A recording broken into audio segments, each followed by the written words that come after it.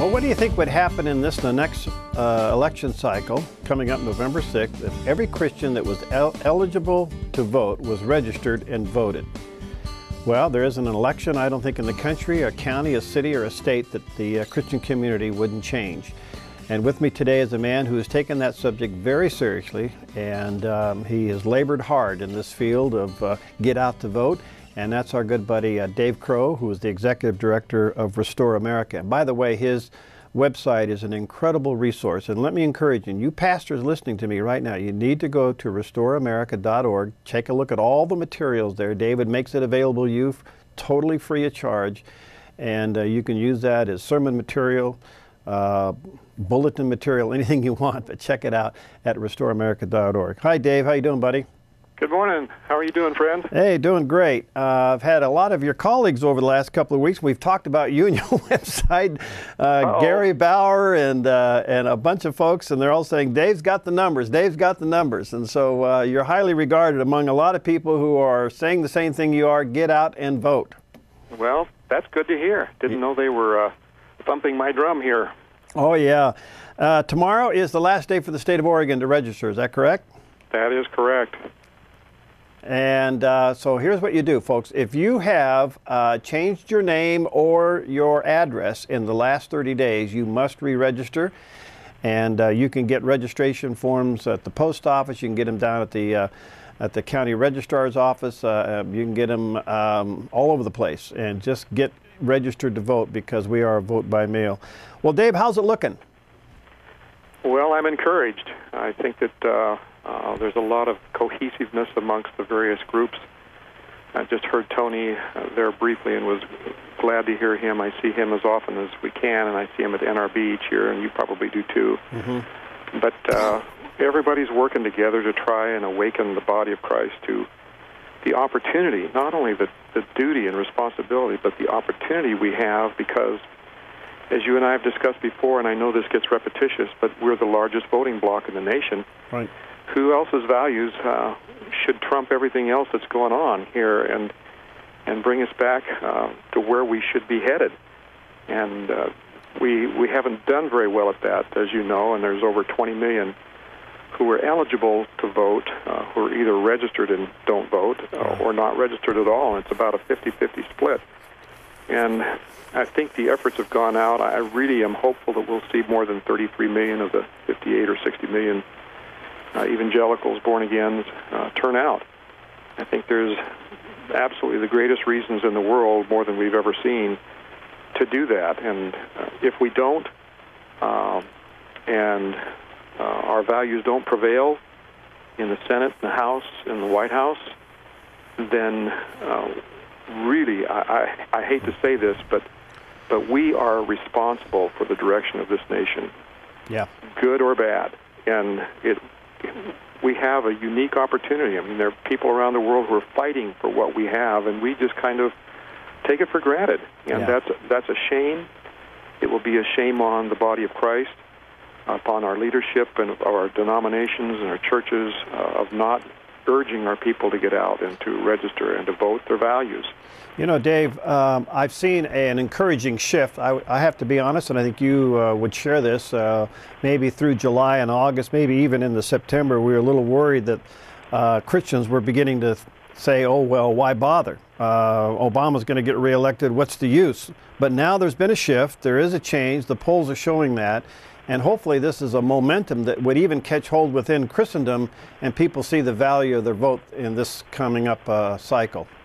Well, I agree. I hate to see it, but Christians are more fatalistic sometimes by paying attention to the media, which we all know is not reliable, and in this election is very biased, worst we've ever seen, rather than faith. I mean, we need to exercise our faith every day and not lom on to a fatalistic theme that is being promoted around the country. And sure, in a humanistically controlled society like we're in right now, they don't want us to vote. Yeah. They don't want us to vote. And that's why I think the Axelrod crowd was trying to tell everybody, it's over, it's over, it's over. And it wasn't over. It's not over. And we have one Messiah, not two, not three.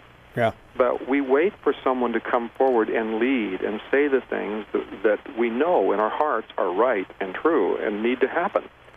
And we need to get behind good, principled people. And all we have to do is think back to the 2010 election. It was a huge groundswell right. of conservatism right. that put 60 conservatives into the House, switched the House. And frankly, if it hadn't been for the voters doing that, it'd be far worse than it is now. Right. And so the folks who come forward and say, oh, we need to throw all the bums out, they don't know what they're talking about. We've made great gains, and we need to continue that. All right. Now, let's take on a couple of things, and obviously, in some ways, they're very obvious, and that is that we have a president in the middle of a scandal, a foreign relation policy scandal that has been unlike anything we've ever seen, and the cover-up by the media has just been almost, well, it's historic. I don't think we've ever seen. How about the cover-up from the White House and the State Department? It's just, it is absolutely stunning, and this is a scandal that would otherwise bring impeachment. We actually have open lying coming out of the State Department, the intelligence community, and the White House. And yet we don't seem to be outraged by it. What do you attribute that to? Well, when you consider that there's CNN, CBS, NBC, MSNBC, and most Americans watch those networks. They don't watch Fox. And Fox is really trying to get the message out. And, of course, with their viewers, those people get it. They can add 2 and 2. And it's very simple to figure out that the Obama administration and campaign, after they made a big deal out of his policy in the Middle East and how successful it was, didn't want people to suddenly realize it was a total flop.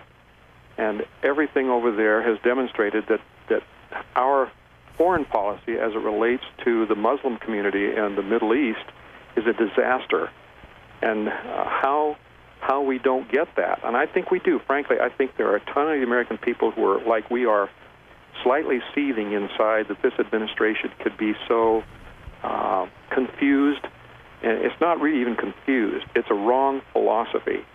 And it's totally the wrong way to go. And I think, personally, I'm very hopeful, but I think that there's going to be a landslide of voters this time around, and it's going to be the direct opposite of what it was in 2008. All right, let's fast forward this just for a few moments, the few moments we have left. Let's just say, hypothetically, Romney wins. What should be the message to the Christian church? Because my concern is we go, whew, got through another one, let's go back to being sloppy Americans.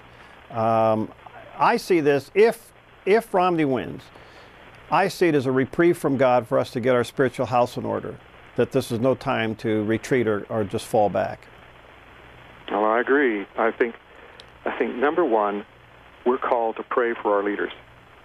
And whoever is elected, we need to pray that God would somehow break into their lives and give them the insight and the wisdom that they need. And if it means a change of heart on the part of Obama, that's what it means. And if it's a change of heart or anything else in a more direct direction for the Romney folks in the White House, we need to pray that God's hand would be upon that.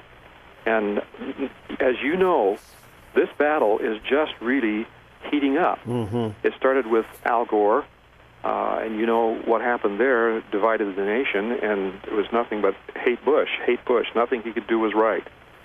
And of course now we've got a president that the media likes, and there's nothing that they can find wrong with him at all. So we're fighting an uphill battle. Thank God for the internet. Thank God for the social networks and people communicating more and more and more. And so now what we're looking at is 2013. Whoever is elected, 2013 is going to be a Donnybrook. It's going to be a bloodbath, because all of the things that they say they're going to do, someone's going to hate. Mm-hmm. Someone's going to hate it. Mm-hmm. And it's don't, if I could use Gore again, don't gore my ox, gore his. Right. When it comes to entitlements or anything else to make these things happen.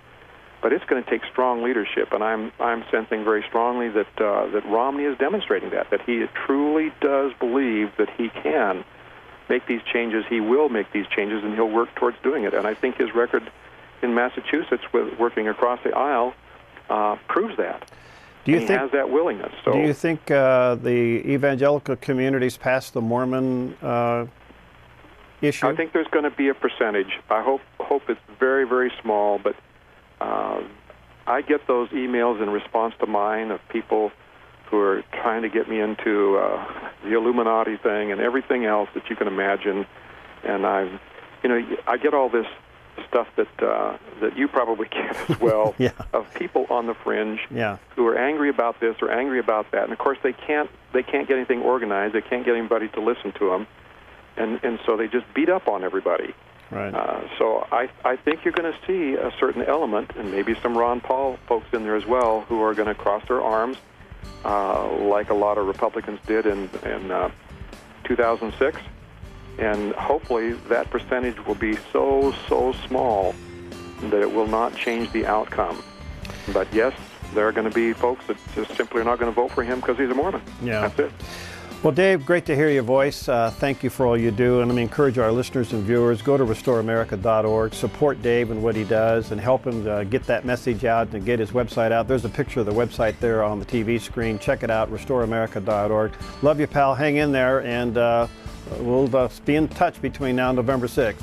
Well, say hello to all my Oregon friends. I haven't forgotten them. Okay, buddy. God bless you. All right.